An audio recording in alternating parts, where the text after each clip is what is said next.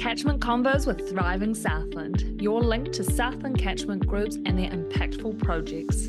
Each episode will dive into grassroots effort by local farmers and communities that are driving change and sustainability in our regions. Listen in for inspiring stories and insight. Real people, real change, the Southland way. Welcome back to Catchment Combos. I'm Rachel Holder, your host, and today I'm chatting with Jacqui Chamberlain, a passionate farmer, local farm consultant, and leader of the Orauea River Catchment Group. We're talking about the great work being done by the group to address some of the unique challenges in their area. Jacqui and the Catchment Group have been hard at work over the last couple of years on the understanding the geology, prioritising and defining solutions to sediment and E. coli in the Orauea River project, a project funded by Thriving Southland. This initiative is focused on understanding how the unusual presence of mudstone rock in the catchment's landscape interacts with water and impacts their water quality.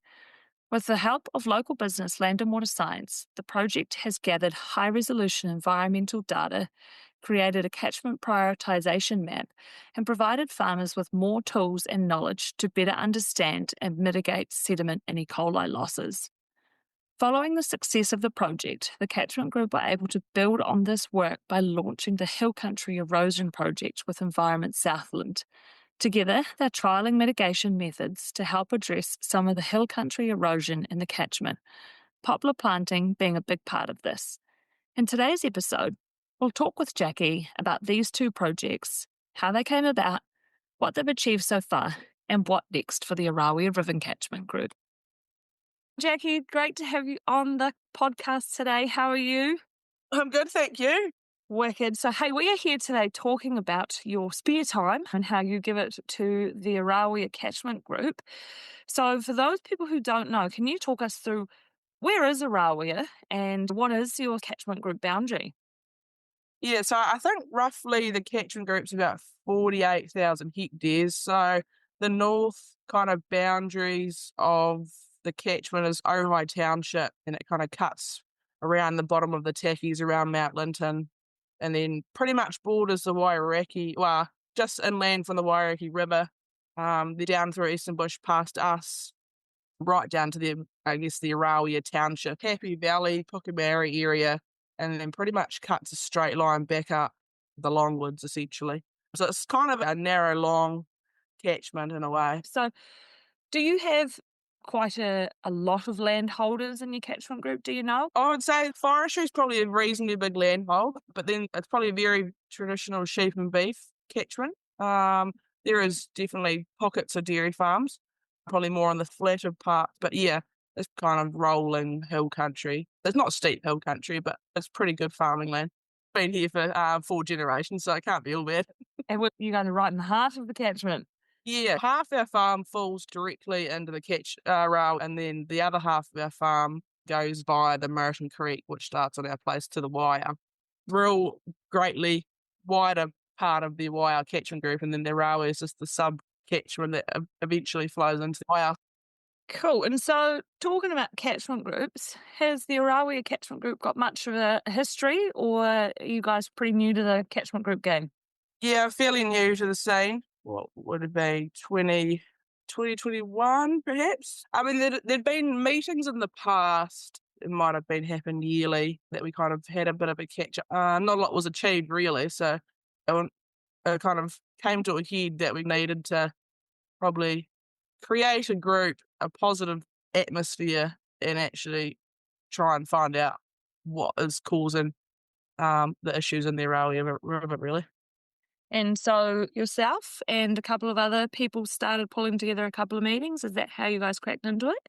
I didn't actually go to the original. I think someone had organised Clint Rissman to come out and talk to the group. And that's when kind of Clint mentioned that perhaps it wasn't a land use issue, it was a landscape issue. So you're saying catchment group issues. Can you elaborate maybe a little bit about what you're referring to? So essentially, the Orauea River was seeing quite elevated levels of E. coli, especially after heavy rainfall events. There is a monitoring station right at the end of it. Mm-hmm. It was basically redlining a bit more than it should have. Yeah. So, yeah, when Clint came out, he kind of gave a real brief summary that perhaps it was the actual geology and the rock types, i.e. mudstone, which naturally holds or a natural form of E. coli. And then after a heavy rainfall event, the water is kind of eroding the sides of the banks and it's disturbing all this natural E. coli, which is then peaking the levels. So I guess it was quite a wee light bulb moment for the group that perhaps we need to do something about slowing the water down before it hits the Orauea so that it doesn't erode as much. And so you guys chatted and you thought, right, we want to know some more about this. And is that basically how your project started?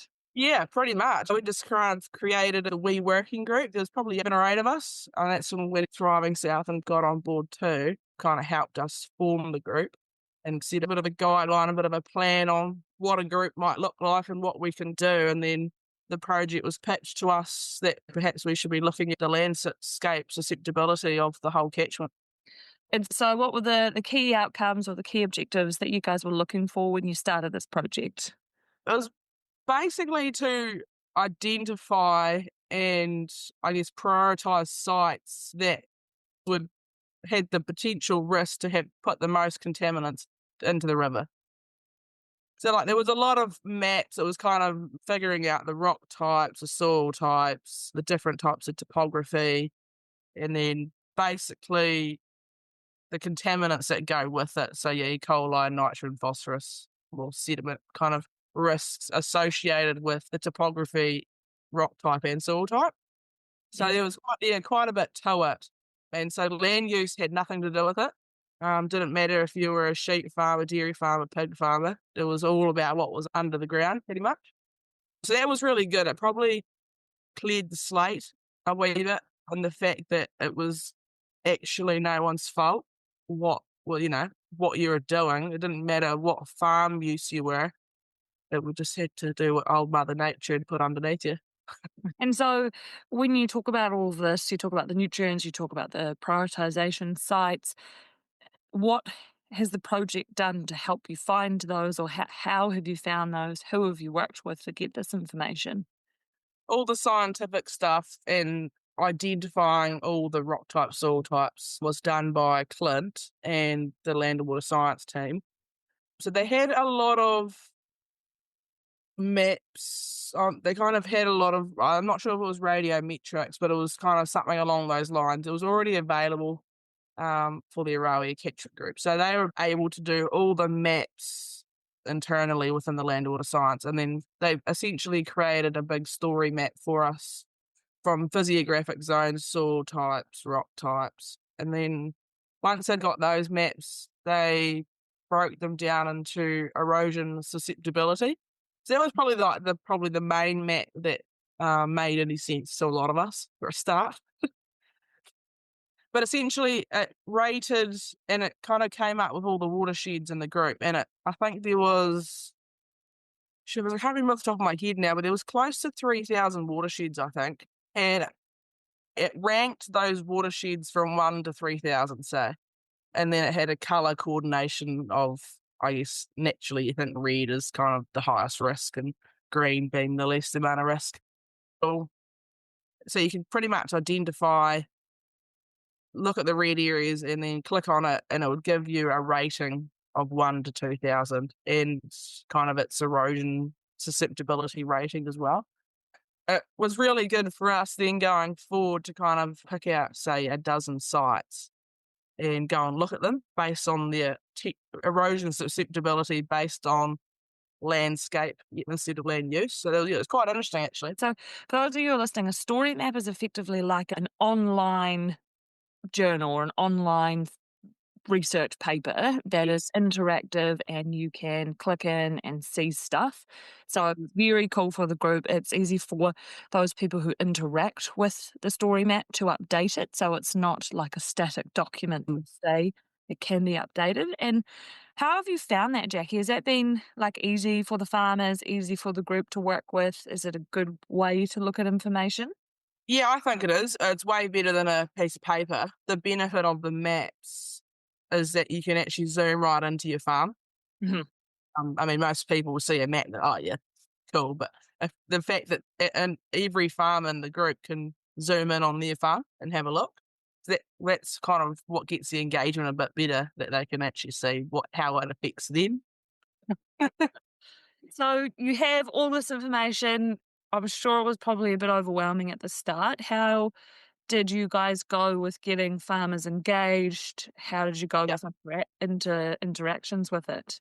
Yeah, so once we kind of got all the story mapped back and everyone had a chance to look at it, a few of us sat down and went back to those 12 sites I talked about before. So we just chose a dozen sites, and then we had 2 field days Hmm. where we actually went out on farms and looked at these so-called highest erosion susceptibility sites.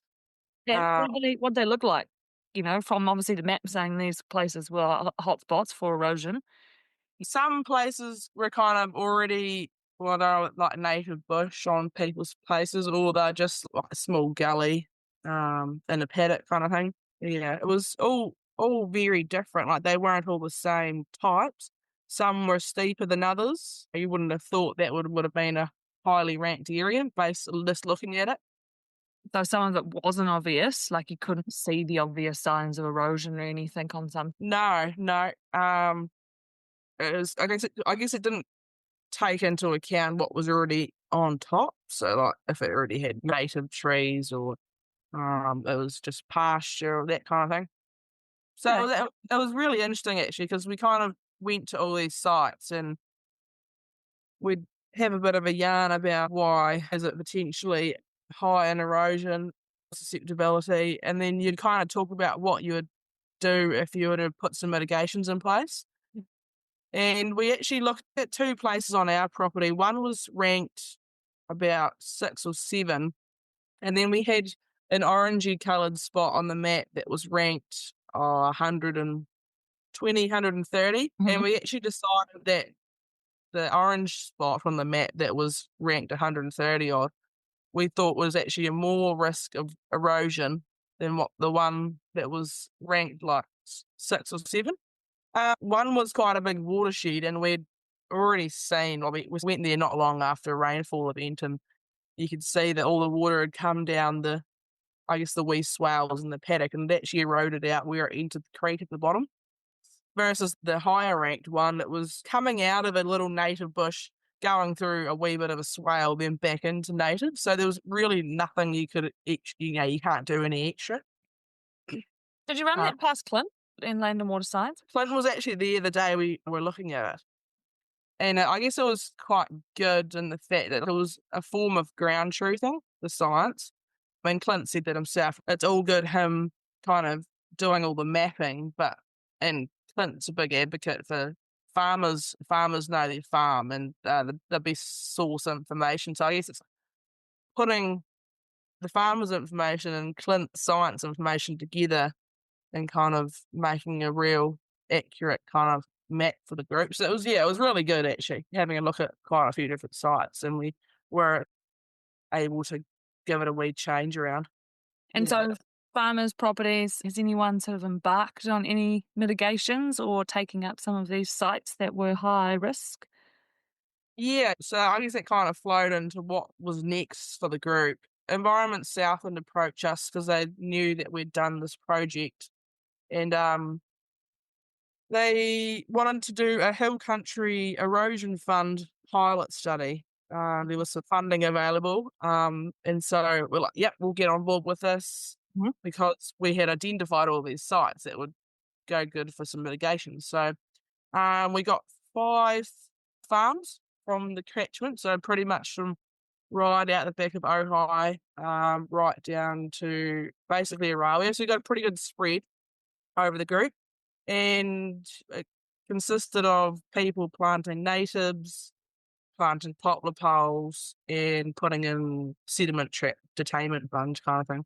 So it's a really good opportunity because it was obviously a fair bit of funding available for this. It was about up to kind of 70% funded, and then the remainder was kind of farmer input. The incentive to do it makes it a bit better because it can be a reasonably costly exercise if farmers are doing it themselves. So on our place, we planted 400 poplar poles and 400 native plants. Yeah, so it gave it a pretty good whack. Can you tell us more about the poplars? Because that's probably something we haven't done a hell of a lot of down here in Southland yet. I can't remember the actual names of them, but there was a couple willows in there as well. I think it was like a tangelo willow or something like that. And then you just get your poplar pole as well. So Environment South has sourced them over Matera way, I think. But he's been growing poplar poles, and so it was his first harvest.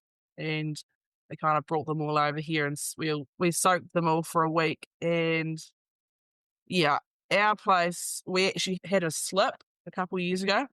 The hill's always been on the move, and a couple of years ago it actually finally slipped. And our neighbours, they also had a slip as well. So we were both able to go in and plant poles in those areas. I think they were planted about 15 to 20 metres apart. I think we covered about just under 5 hectares. A reasonably steep hill face. The Regional Council and Keith Finlayson is probably our expert if anyone wants to talk about it. But can you give us a little bit more about the technical side of poplar planting, Jacqui? Is there any kind of rhyme or reason behind that whole 15 metres? Was there any Yeah, reason? I think 15 to 20 metres is about as far as you want to go when planting poplar poles. So when the poles kind of get their root system, they kind of grow along the ground. They go laterally. So the idea is that if you've got them close enough together that the roots can kind of interjoin, and then that's what creates the stability for the hill. The idea is that it stops the hill from continuing to move by having those roots kind of holding the ground up, essentially. So does that mean you guys have just retired another 5 hectares of land, or can you actually graze that still?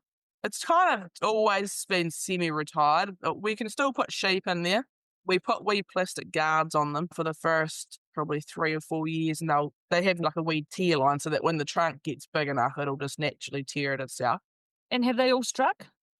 Yeah, pretty much. Yeah, there's a few we have to go straighten up.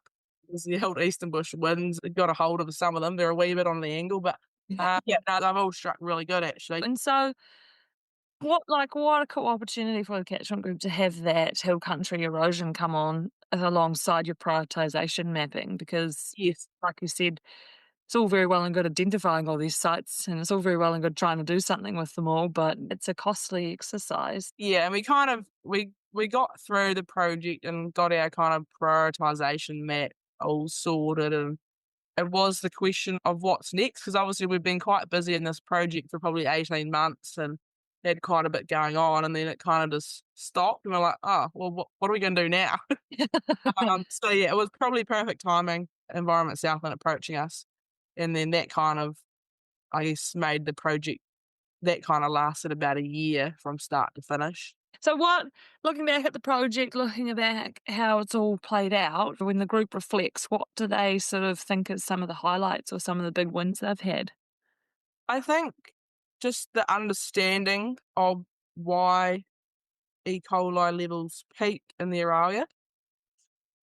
The Orauea is quite a unique kind of catchment. Like, it's not really similar to many others in Southland. And the fact that the soil, we're obviously quite clay heavy soils over here, and there's a lot of mudstone. And the fact that this type of mudstone has natural forms of E. coli, so that when it's disturbed, it peaks that. So I think it was just the understanding of the why.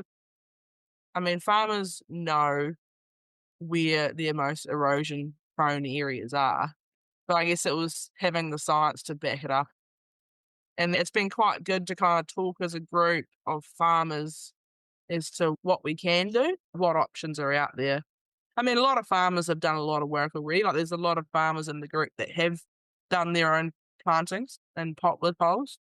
So yeah, I guess it's good for the farmers that perhaps haven't been sure to kind of just confirm and go, yeah, right, let's do some mitigations on some small areas and see how it goes, really. And so, hey, $1 million question. Have you seen a positive trend downwards in your regional council water testing site?